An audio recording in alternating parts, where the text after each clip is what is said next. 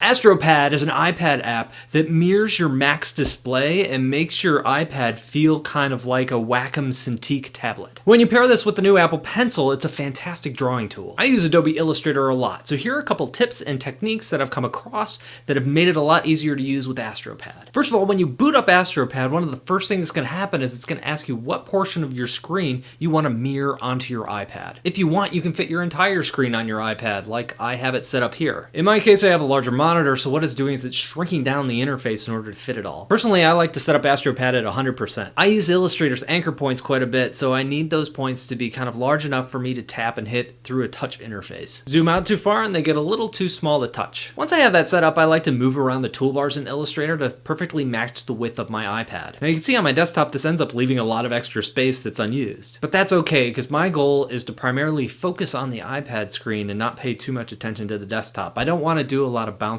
back and forth between the two. Astropad has also incorporated some of the hand gestures. For example, I love to pinch and zoom or scroll around my drawings. This makes it much easier to use than a keyboard shortcut. This lets me move my keyboard off to the side and not have it sitting in front of me while I'm trying to draw over it. If I want to do a lot of real detail work, I'm going to zoom way in. By holding down this little circle key on the interface of Astropad, it moves me to zoom mode. I could zoom right in and get a super detailed version of the area that I'm working on. Since I'm in zoom mode, what I'm doing is not necessarily zooming in within the file, but I'm actually increasing the size of the interface. It makes all those anchor points and areas that I'm trying to tap and click on bigger. This makes it almost as easy to use, if not easier to use, than using a mouse. You'll also notice that by tapping the circle ring, it brings up these shortcuts along the left-hand side. Makes it easy for me to undo or grab my brush tool and that sort of thing. Now, I personally use the select tool and the delete tool quite a bit in my illustrations. Two of the default buttons on that sidebar are zoom in and zoom out, but since I can do that by just pinching, I don't necessarily need those. Fortunately for me, there's a whole interface that allows me to change any of the shortcuts